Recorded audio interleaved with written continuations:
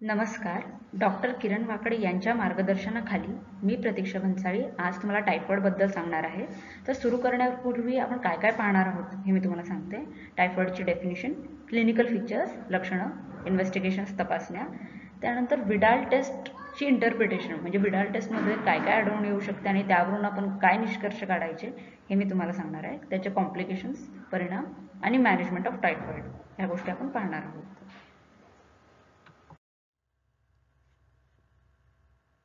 तर टायफॉइड हा आजार साल्मोनेला टायफिम्युरियम या बॅक्टेरियामुळे होतो आणि हे बॅक्टेरिया आपल्या आतड्यांना हानी पोहोचवतात. So typhoid is the infection of intestinal mucosa due to salmonella typhimurium bacteria. तर हे बॅक्टेरिया काय करतात, आपल्या इंटेस्टाईनमध्ये जातात आणि इंटेस्टायनल म्युकोजा म्हणजे जी इंटेस्टाईनची सगळ्यात आतली लेयर आहे त्याला हानी पोहोचवतात आणि तिकडे हे बॅक्टेरिया नेक्रोसिस आणि अल्सरेशन कॉज करतात. तर नेक्रोसिस काय असतं, हे बॅक्टेरिया तिकडच्या सेल्सला मारून टाकतात. Death of cells is known as necrosis.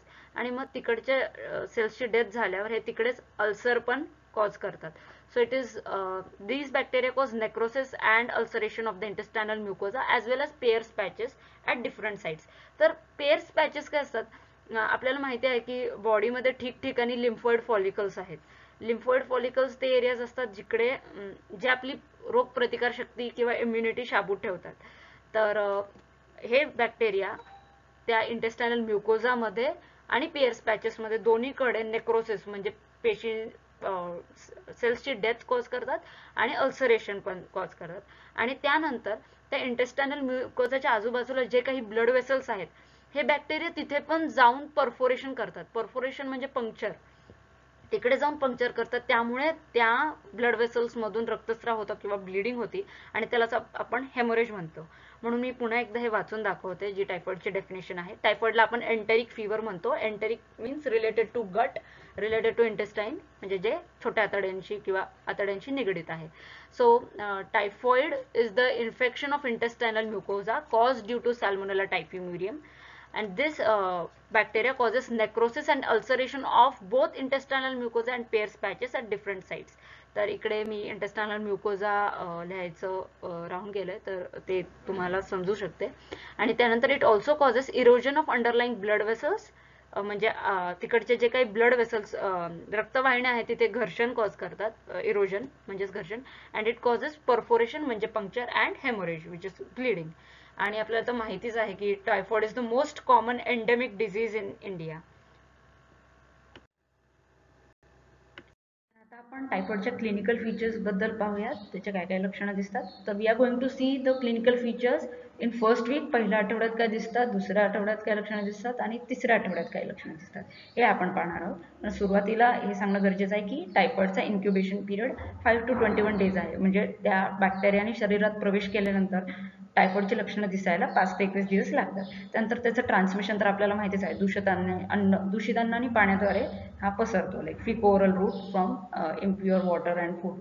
आणि टायफॉइड कॅरियर्स, तर कॅरियर्सचे प्रकार, तर कॉन्व्हॅलेसंट कॅरियर, टेम्पोररी कॅरियर आणि क्रोनिक कॅरियर. आता कॅरियर्स काय असतात हे आपल्याला माहिती आहे की जे लोक या आजारातून बरी झालेले आहेत पण तरी पण त्यांच्या शौचामधून हे बॅक्टेरिया पडत राहतात आणि त्यामुळे ते टायफॉइड दुसऱ्यांना पसरवतात. अशा लोकांना आपण कॅरियर्स म्हणतो की जे स्वतः तर बरे झाले आहेत पण त्यांच्या तरी पण दुसऱ्यांना त्यांच्यामुळे आजार होऊ शकतो. अशा लोकांना आपण कॅरियर्स म्हणतो. तर टायफॉइड कॅरियर्सचे 3 प्रकार, कॉन्व्हॅलेसंट कॅरियर, टेम्पोररी कॅरियर आणि क्रोनिक कॅरियर. तर कॉन्व्हॅलेसंट कॅरियर म्हणजे ते लोक जे बरे झाल्यानंतर सुद्धा 3 महिन्यापर्यंत त्यांच्या शौचामधून ही बॅक्टेरिया पडत राहते आणि त्यामुळे दुसऱ्यांना आजार होऊ शकतो. तर convalescent carriers are patients who continue to shed typhoid bacilli in faeces for 3 weeks to 3 months even after the clinical cure. त्यानंतर टेम्पोररी कॅरियर ते लोक असतात जे बरे झाल्यानंतर सुद्धा 1 वर्षापर्यंत त्यांच्या शौचामधून ही बॅक्टेरिया पडत राहते. So temporary carriers are those people who shed bacilli for more than 3 months to 1 year from their faeces. ठीक आहे. आणि chronic carrier means those people who shed bacilli in their faeces for more than 1 year. 1 वर्षापेक्षा सुद्धा जास्त काळ, 1 वर्षानंतर सुद्धा त्यांच्या शौचामधून ही बॅक्टेरिया पडत राहते. त्यांना आपण म्हणू क्रोनिक कॅरियर्स. हे झाले कॅरियर्सचे प्रकार. तर फर्स्ट वीकमध्ये आपल्याला काय काय लक्षणं दिसतात. तर फिवर, हाय फिवर स्टेप लॅडर टाईप. तर टायफॉइडचा एक क्लासिकल फिवर टाईप आहे की स्टेप लॅडर टाईप. तर स्टेप लॅडर टाईप म्हणजे पायऱ्यांप्रमाणे ताप दररोज वाढतच जातो. ठीक आहे. आणि कंटिन्युअस टाईपचा फिवर. तर फिवरचे टाईप्स आहेत कंटिन्युअस, रिमिटंट, इंटरमिटंट. तर हा टायफॉइडमध्ये कंटिन्युअस फिवर असू शकतो किंवा step ladder type of fever असू शकतो. ठीक आहे. अँड दिस फिवर पहिल्याच आठवड्यात आपल्याला सर्दी किंवा खोकला किंवा टॉयलेट करताना त्रास म्हणजे डिस्युरिया असं काही होत नाही. Okay. So in first week you see fever without running nose or cough or dysuria. And this fever may be associated with relative bradycardia. आता रिलेटिव्ह ब्रॅडिकार्डिया काय आहे की नॉर्मली काय असतं की जेव्हा जेव्हा आपलं बॉडी टेम्परेचर 1 डिग्री सेल्सिअसने वाढतं तेव्हा आपला पल्स रेट 10 बीट्स पर मिनिटने वाढतं. म्हणजे उदाहरणार्थ आता आपलं normal body temperature 37 degree Celsius and pulse rate 84 beats per minute usually असं अंदाजे धरू. तर सपोज माझं बॉडी टेम्परेचर 37 डिग्री सेल्सिअसवरून 38 डिग्री सेल्सिअस झालं म्हणजे 1 डिग्रीने वाढलं तर माझा पल्स रेट 84 बीट्स पर मिनिटवरून 94 बीट्स पर मिनिट झालं पाहिजे. म्हणजे 10 बीट्स पर मिनिटने वाढलं पाहिजे नॉर्मली. बट टायफॉइडच्या लोकांमध्ये असं होत नाही. जरी ताप दररोज वाढत असला तरी पण त्यांचं हार्ट रेट तेवढाच राहतो म्हणजे कमी होतो किंवा तेवढाच राहतो. ब्रॅडिकार्डिया म्हणजे लेस हार्टबीट तर त्यांना रिलेटिव्ह ब्रॅडिकार्डिया होतो. ठीक आहे. तर so this fever in typhoid may be associated with relative bradycardia. त्यानंतर त्यांना कॉन्स्टिपेशन होतं, घट्ट शौचाला होते. नंतर non specific symptoms like malaise, headache आणि बॉडी एक. ठीक आहे. हे त्यामध्ये दिसतं त्या लोकांमध्ये.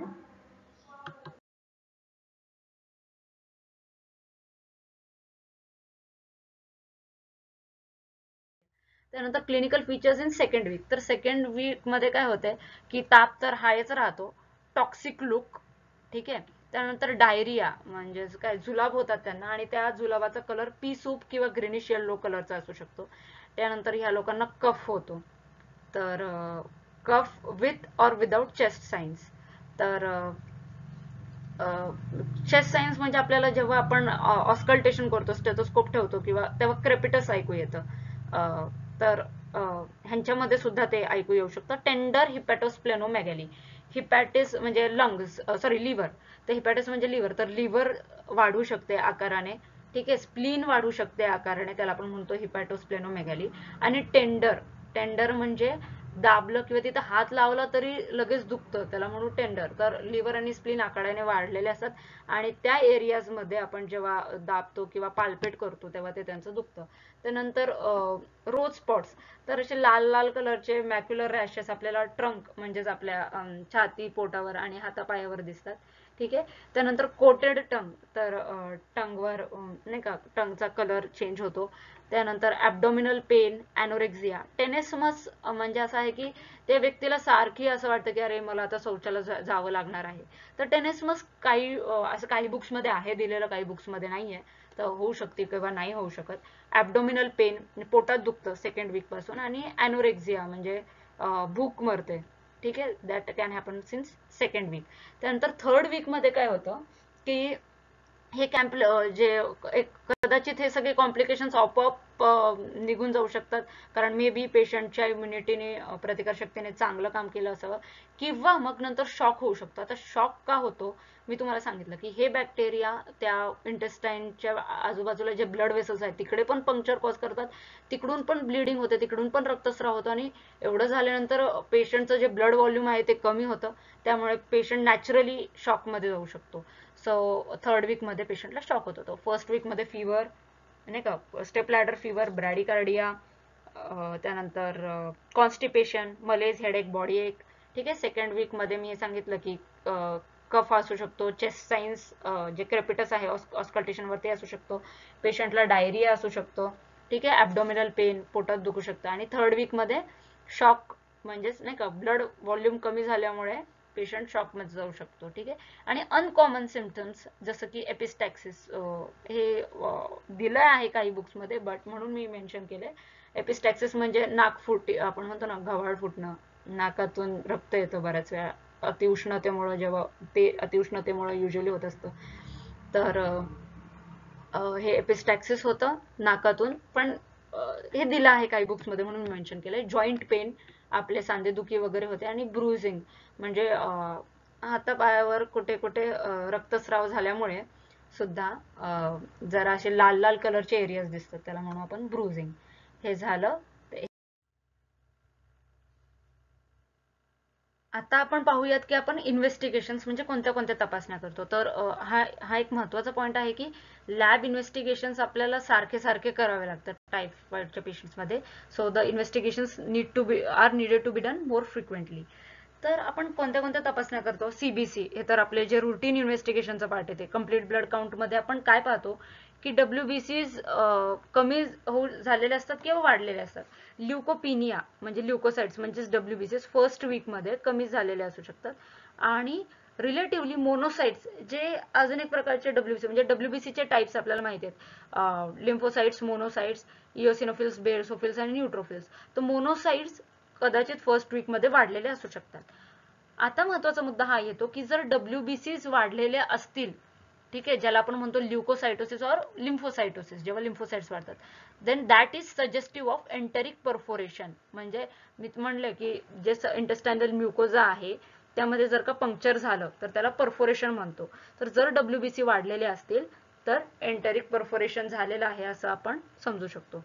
त्यानंतर लो इओसिनोफिल काउंट. इओसिनोफिल सुद्धा एक टाईपचे WBC आहेत, ते कदाचित कमी झालेले असू शकतात. तर कम्प्लीट ब्लड काउंट मध्ये आपल्याला हे बघायचं की WBC वाढलेत की कमी झालेत. फर्स्ट वीक मध्ये ते कमी होऊ शकतात. जर वाढले तर समजायचं की एंटेरिक परफोरेशन आहे, म्हणजेच आपल्या इंटेस्टाइन मध्ये कुठेतरी पंक्चर झालेले आहे. त्यानंतर ब्लड कल्चर. तर blood culture is the gold standard for the diagnosis of typhoid in first week. ठीक आहे, it is gold standard for first week illness diagnosis for salmonella organisms. आपण काय करतो, ब्लड मध्ये ते ऑर्गॅनिझम्स आहेत की नाही ते ब्लड कल्चर वगैरे त्याद्वारे बघतो.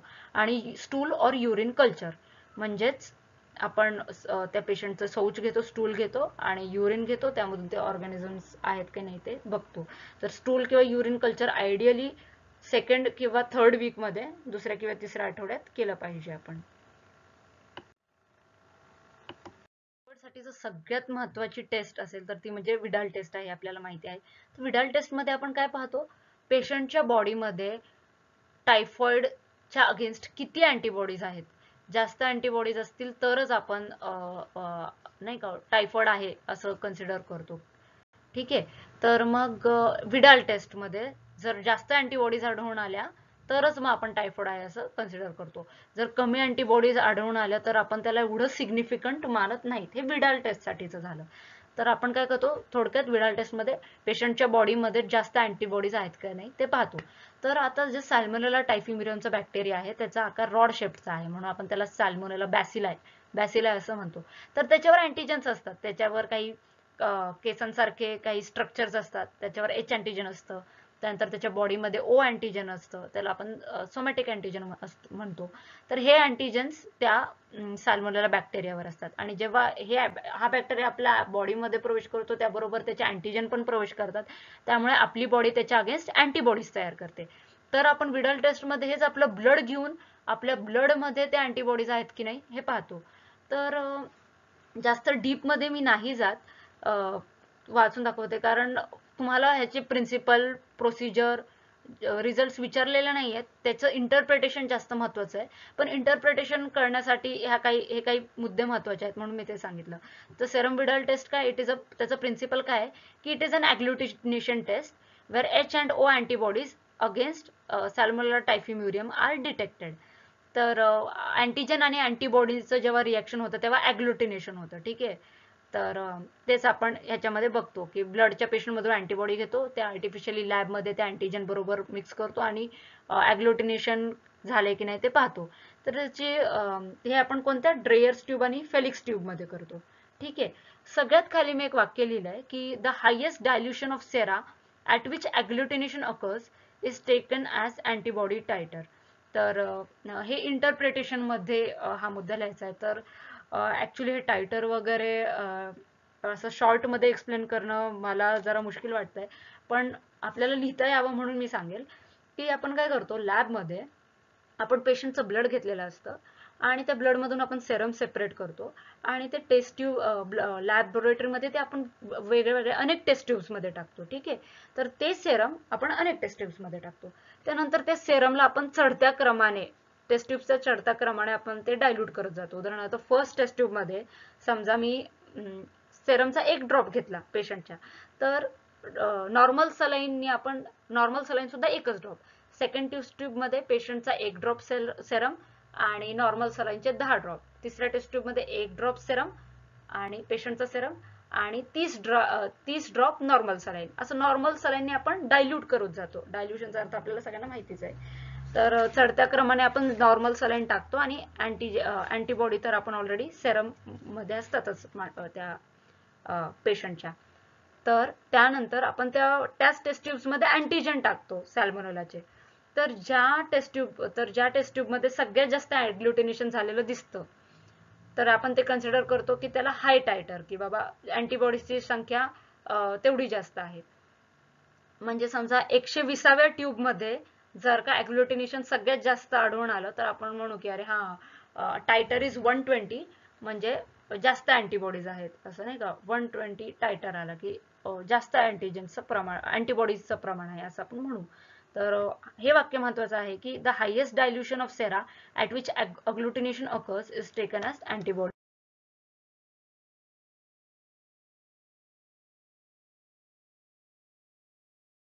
Interpretation of typhoid. Significant titers, only higher titers are considered significant.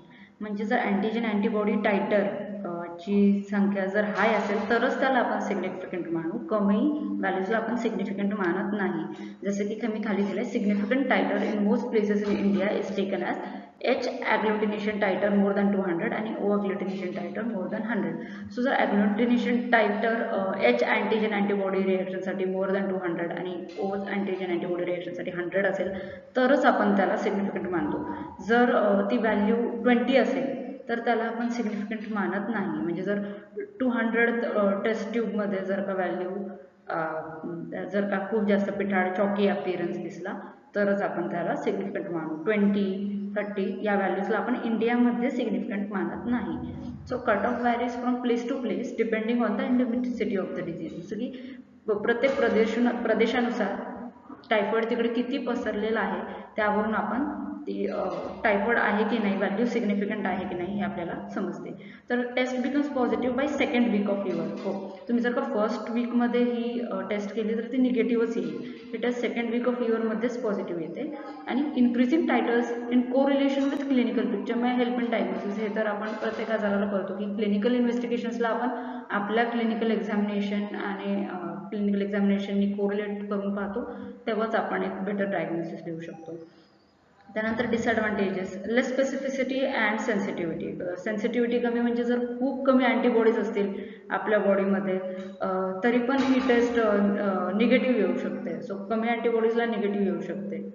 तर सो सेन्सिटिव्हिटी कमी आहे. आणि लेस स्पेसिफिसिटी म्हणजे या व्यक्तीला टायफॉइड नाहीच आहे हे सुद्धा आपण कॉन्फिडेंटली नाही सांगू शकत. फॉल्स पॉझिटिव्हिटी येऊ शकते, तर त्याला आपण म्हणतो लेस स्पेसिफिसिटी आणि less sensitivity. And false positive and negative are more. म्हणजे टायफॉइड असलं तरी कदाचित रिपोर्ट निगेटिव्ह येऊ शकतो, टायफॉइड नसला तरी रिपोर्ट पॉझिटिव्ह येऊ शकतो. सो डिपेंडिंग हे टेस्टची फॉल्स पॉझिटिव्हिटी आणि निगेटिव्हिटी सुद्धा हाय आहे. Therefore, titer depends on the stage of the disease and blood taken early may give a negative result. मी पहिले सांगितलं, जर पहिल्या आठवड्यात तुम्ही जर काही टेस्ट केली तर ती निगेटिव्ह येईल.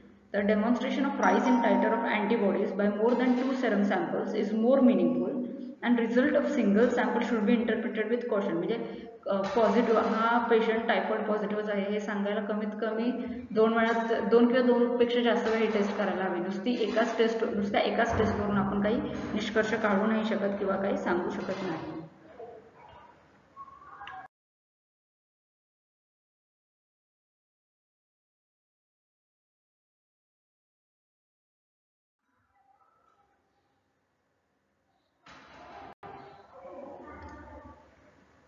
आता फॉल्स निगेटिव्ह विडाल टेस्ट कधी येते, म्हणजे पेशंटला टायफॉइड आहे आणि तरी पण त्याचा रिपोर्ट निगेटिव्ह येतो. हे कधी होते, जर तुम्ही फर्स्ट वीक ऑफ इलनेसमध्ये जर का टेस्ट केली अर्ली स्टेजमध्ये तर विडाल टेस्ट निगेटिव्ह येईल. मी सांगितलं ऑलरेडी की आयडियल टाईम ही टेस्ट करण्याचा सेकंड वीक आहे. फर्स्ट वीकमध्ये केली किंवा फोर्थ वीकमध्ये केली किंवा कॅरियर्समध्ये गेली किंवा पेशंट अँटीबायोटिक्स घेत असताना गेली तर हा रिपोर्ट निगेटिव्ह येईल. आणि आपण नेहमी म्हणतो की कोणतंही ब्लड सॅम्पल आपण अँटीबायोटिक्स देण्या अगोदर कलेक्ट करतो जेणेकरून रिपोर्ट फॉल्स निगेटिव्ह येऊ नये अँटीबायोटिक्समुळे. आता फॉल्स पॉझिटिव्ह रिपोर्ट केव्हा येतो की agglutinins may be present on account of prior disease inapparent infection or immunization like dengue malaria. आता हे 2 पॉईंट फॉल्स पॉझिटिव्हिटीचे आहेत ते ह्याच्यातच लिहिले त्याच्यातून. तर फॉल्स पॉझिटिव्ह कधी येतो जर का डेंग्यू आणि मलेरिया झाला आहे पेशंटला आणि तरी पण डेंग्यू मलेरियाची अँटीबॉडीज प्रेझेंट आहेत त्यामुळे सुद्धा ही विडाल टेस्ट पॉझिटिव्ह येऊ शकते टायफॉइडची. ठीक आहे. तर bacterial suspension use as an antigen should be free from fimbriae. तर हा सुद्धा एक पॉईंट आहे बट हा एवढा महत्त्वाचा नाही आहे तर मी काही जास्त ह्यावर बोलत नाही. त्यानंतर आपण बाकी टेस्ट पाहूया जसं की USG ॲब्डोमेन. आता आपण युरिन सॅम्पल पाहिलं आहे, स्टूल स्टडी पाहिला आहे. युरिन पाहिलं आपण की स्टूल सॅम्पल युरिन सॅम्पल घेऊन आपण पाहतो. आता USG ॲब्डोमेन तर अल्ट्रासोनोग्राफी आपण okay it can detect as early or fifth और 6th डे ऑफ इलनेस. आपण ब्लड सॅम्पल घेतो की विडाल टेस्टसाठी त्याला दुसऱ्या वीकमध्ये घ्यायला पाहिजे आयडियली. पण USG ॲब्डोमेन आपण आपल्याला 5व्या किंवा 6व्याच दिवशी हा आजार आहे की नाही टायफॉइड आहे की नाही हे सांगू शकतो. का कसं की टर्मिनल इलियम इंटेस्टाईनचे पार्ट्स आहेत duodenum jejunum ileum caecum colon rectum. तर डुओडेनम जेजुनम इलियम तर इलियम हा स्मॉल इंटेस्टाईनचा सगळ्यात शेवटचा पार्ट आपण मानतो. तर तिथे इडिमा तिथे सूज किंवा तिकडचं जे वॉल आहे त्याची थिकनिंग किंवा तिकडची जर वॉल जास्त जाड झाली ठीक आहे ते आपल्याला USG वरून कळतं. त्यानंतर मिझेंटरिक लिम्फ नोड एनलार्जमेंट तर आपले जे इंटेस्टाईन आहे त्याच्या आजूबाजूला लिम्फ नोड्स असतात ठीक आहे आपले तर तिकडचे लिम्फ नोड जर का एनलार्ज झाले तर ते आपल्याला USG वरून कळतं. अल्सर्स इन पेअर्स पॅचेस पण लिम्फोइड फॉलिकल्स आहेत तर ते अल्सरेशन झालं का ते आपल्याला USG ॲब्डोमेनवर कळतं. आणि हिपॅटोस्प्लेनोमेगाली म्हणजे स्लीव्हरची साईज वाढली आहे का स्प्लीनची साईज वाढली आहे का ते आपल्याला USG ॲब्डोमेनवर कळतं. आता युजली आपण पाल्पेट करताना असं म्हणतो की स्प्लीनची साईज आपल्याला तेव्हाच पाल्पेट होते जेव्हा ती 2.5 किंवा म्हणजे नाही का तिप्पट किंवा दुप्पट वाढलेली असते तेव्हा ती पाल्पेट होते आपल्याला. तर क्लिनिकली आपण स्प्लिनोमेगाली जोपर्यंत ते दुप्पट किंवा तिप्पट साईजने वाढत नाही स्प्लीन तोपर्यंत आपण स्प्लिनोमेगाली नाही डिटेक्ट करू शकत कारण तोपर्यंत ती स्प्लीनच पाल्पेबल नसते. तर USG ॲब्डोमेनवर आपल्याला कळतं की directly like you don't have to wait so much directly on USG you understand whether it is hepatomegaly or splenomegaly. Now rapid diagnosis by strip test or typhoid. हे पण तसंच प्रिन्सिपल आहे की पेशंटचं ब्लड घेतो त्यात अँटीबॉडीज असतात म्हणजे नाही का आजार झाला असेल तर अँटीबॉडीज असतात. त्यानंतर आपण अँटीजन घेतो ते मिक्स करतो ॲग्लुटिनेशन झालं की पॉझिटिव्ह. त्यानंतर अँटीजन डिटेक्शन. आता डिरेक्टली ब्लड घेतल्यानंतर ब्लडमध्ये ते बॅक्टेरिया असेल तर त्या बॅक्टेरियाच्या अँटीजन्सचा यूज करून डायरेक्टली आपण अँटीजन डिटेक्शन करू शकतो. एलिसा इम्युन इलेक्ट्रोफोरेसिस आणि PCR हे तर आपल्याला माहिती आहे जास्त डिस्क्राईब नाही करणार. एलिसा म्हणजे एन्झाईम लिंक्ड इम्युनोसॉर्बंट असे इम्युनो इलेक्ट्रोफोरेसिस मध्ये आपण त्या बॅक्टेरियाच्या बॉडीवर जे काही प्रोटीन्स आहेत त्याच्या मदतीने कॅथोड ॲनोड त्या प्लेटवर ते सगळं लॅबमध्ये केलं जातं ते काही सांगायची गरज नाही. आणि PCR म्हणजे पॉलिमरेज चेन रिॲक्शन. तर हे अँटीजन डिटेक्शनसाठीचे 3 टेस्ट पूर्वीचे जे होते ते अँटीबॉडी डिटेक्शन जसं टायफॉइड किंवा विडाल टेस्ट.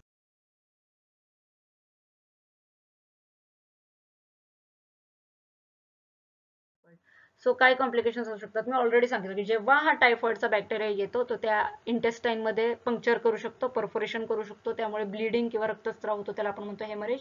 तर तेच त्या ब्लड वेसल्सचं इरोजन किंवा घर्षण केल्यामुळे घर्षण करून ते ऑर्गॅनिझम्स ते बॅक्टेरिया लिम्फ नोड्समध्ये जातात आजूबाजूच्या आणि त्या ब्लड स्ट्रीमद्वारे त्या रक्तवाहिन्यांद्वारे ते बाकीच्या ऑर्गन्स बाकीच्या अवयवांमध्ये जातात जसं की ते ब्रेनमध्ये मेनिंजेसमध्ये जाऊ शकतात जॉईंट्स म्हणजे आपल्या सांध्यांमध्ये स्पाईनमध्ये किंवा हार्ट वाल्व्स आपल्या हार्टमध्ये जाऊन एंडोकार्डायटिस वगैरे पण कॉज करू शकतो. मलेना अजून काय दिसतं आपल्याला कॉम्प्लिकेशन्स मलेना की जेव्हा परफोरेशन होतं किंवा पंक्चर होतं तेव्हा ब्लड आपल्या स्टूल किंवा शौचामधून बाहेर येतं आणि त्या ब्लडचा अपिअरन्स जरा ब्लॅक किंवा ब्राउनिश कलरचा असतो त्याला आपण मलेना म्हणतो. त्यानंतर शॉक तर पेशंटचं खूप रक्तस्राव झाल्यामुळे खूप रक्त वाया गेलेलं असतं, त्यामुळे पेशंट हायपोव्हॉल्युमिया, त्याचं ब्लड व्हॉल्यूम कमी होतं, हायपोव्हॉल्युमिया होतो, तेव्हा त्याला शॉक, म्हणजे शॉकचे सगळे सिम्पटम्स आपण लिहू शकतो इथे. पॅलर, जसं की त्याचं काय conjunctival membrane or the appearance becomes pale, pallor, hypotension, hypotensive होऊन जातो तो, टॅकिकार्डिया, त्याचा पल्स रेट वाढतो, सर्क्युलेटरी कोलॅप्स, ठीक आहे, हे सगळे सायन्स दिसतात. त्यानंतर बाकी सायन्स ऑफ परफोरेशन, जसं की सिव्हिअर ॲब्डोमिनल पेन, त्याचं पोटात दुखतं, रिजिडिटी किंवा रिबाउंड टेंडरनेस, ठीक आहे. रिजिडिटी म्हणजे काय की आपण म्हणजे नाही का पेशंट खूप गार्डिंग आणि रिजिडिटी म्हणजे पोटाचे जे मसल्स आहेत ॲब्डोमिनल मसल्स खूपच असे contracted, reflex contraction of the abdominal muscles, okay, rigidity. त्यानंतर रिबाउंड टेंडरनेस म्हणजे तुम्ही पेशंटचा सपोज बॉडी पॉल्पेट केली आणि हात काढला, हात काढल्या काढल्या पेशंटला खूप दुखतं, तर that is rebound tenderness, okay. So हे सायन्स ऑफ परफोरेशन दिसतात. त्यानंतर ब्रॉन्कायटिस, ब्रॉन्कोनिमोनिया, जर ते ऑर्गॅनिझम्स आपल्या लंग्स वगैरे मध्ये गेले तर ब्रॉन्कायटिस, ब्रॉन्कोनिमोनिया होऊ शकतो, ठीक आहे. त्यानंतर हार्टमध्ये मी ऑलरेडी सांगितलं की ब्लड वेसल्सद्वारे हे ऑर्गॅनिझम्स आपल्या हार्टमध्ये गेले की एंडोकार्डायटिस होऊ शकतं. त्यांचं ब्लडमध्ये जर का असलं any bacteria in the blood, infection in the blood is called septicaemia. Now bones and joints, तर हेच बॅक्टेरिया आपल्या हाडांना, आपल्या सांध्यांना इन्फेक्ट करतात. सो ते ऑस्टिओमायलायटिस, इन्फेक्शन ऑफ द बोन, पेरिऑस्टायटिस, तर बोनच्या कव्हरिंगला आपण पेरिऑस्टियम म्हणतो, त्याचं इन्फेक्शन होऊ शकतं. आर्थरायटिस, हे तर आपल्याला माहितीच आहे. डीप ॲप्सेस म्हणजे तेच पस अँड इन्फेक्शन इन द विसरल ऑर्गन्स किंवा डीप ॲप्सेस असं म्हणतात. नंतर CNS सायन्स, हे ब्लडमध्ये गेले की मग मेनिंजायटिस, न्यूरायटिस, एंट्रिक एन्सेफॅलोपॅथी, ठीक आहे, डेलिरियम, कन्फ्युजन, कोमा, हॅल्युसिनेशन्स, फीवर, ह्या सगळ्या गोष्टी होतात. त्यानंतर खोलेसिस्टायटिस, ठीक आहे. आता हे सांगायचं राहिलं की बाईल, आपल्या लिव्हर ही बाईल तयार करते आणि ते बाईल आपले गॉल ब्लॅडरमध्ये स्टोअर होतं, ठीक आहे. तर गॉल ब्लॅडर म्हणजेच आपलं पित्ताशय. तर हे जे पित्ताशय आहे, ह्यातलं जे पित्त आहे ते ऍक्च्युली ह्या टायफॉइडच्या ऑर्गॅनिझम्स साठी खूप चांगलं आहे त्यांच्या ग्रोथसाठी, ठीक आहे. तर ते हेच बाईल त्यांच्यासाठी as a growth medium act करतं, की ते खूप फेवरेबल एन्व्हायरमेंट आहे त्यांच्यासाठी, म्हणून हे टायफॉइडचे ऑर्गॅनिझम्स त्या बाईलमध्ये नाही का वाढतात, ठीक आहे. आणि मग ते बाईल त्या पित्ताशयाचं पण इन्फेक्शन होतं, सो दॅट बाईल खोलेसिस्टायटिस ज्याला आपण म्हणतो, ठीक आहे. आणि मग ह्या ऑर्गॅनिझम्समुळे थ्रोम्बोसिस पण होऊ शकतं, ठीक आहे. कुठे ब्लड वेसल्समध्ये ऑब्स्ट्रक्शन तयार होतं ह्या बॅक्टेरियामुळे, त्याला आपण थ्रोम्बोसिस म्हणतो.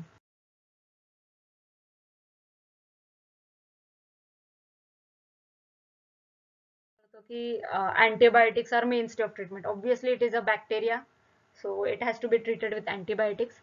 And so antibiotics are given for 10 to 14 days. तर सगळ्यात महत्त्वाचं अँटीबायोटिक जे आपण आजकाल देतो, it is a third generation cephalosporin known as ceftriaxone. It is given 2 to 3 gram intravenously per day, और ओरल सेफिक्झाईम, ओरली पण आपण सेफिक्झाईम देऊ शकतो 20 milligram per KG per day, ठीक आहे. मॅक्झिमम डोस याचा 1200 मिलीग्राम पर डे पर्यंत देऊ शकतो आपण. आता जर का काही लोक या सेफ्ट्राक्झोन किंवा सेफलोस्पोरिन्सला रेझिस्टंट असतील तर आपण त्यांना ॲझिथ्रोमायसिन देतो, किती 1 gram for 5 days in adults, ठीक आहे.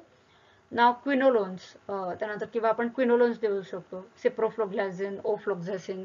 ह्याची मेकॅनिझम ऑफ ऍक्शन वगैरे मी नाही सांगणार, कारण ते ऑलरेडी किरण सरांनी तुमच्या फॉर्मॅटमध्ये कव्हर केलेलं असेल, ठीक आहे.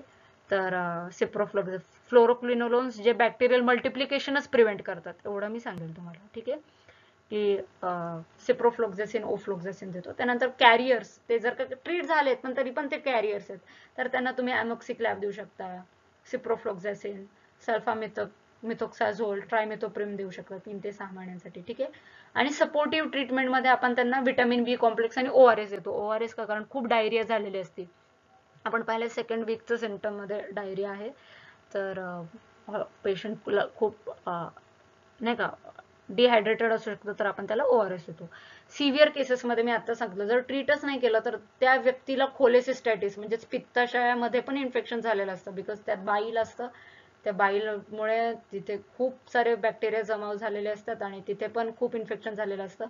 तर खूप जर का सिव्हिअर केस असेल तर आपल्याला ते गॉल ब्लॅडर पण काढून टाकायची गरज भासू शकते. So that is known as cholecystectomy, removal of the gall bladder if recurrent attacks and failure to eradicate organisms from gall bladder. आणि जनरल मेजर्स आपण काय घेऊ, की सॅनिटेशन इम्प्रूव्ह करा आणि सेफ वॉटर सप्लाय त्यांना सांगू बाबा सेफ वॉटर सप्लाय.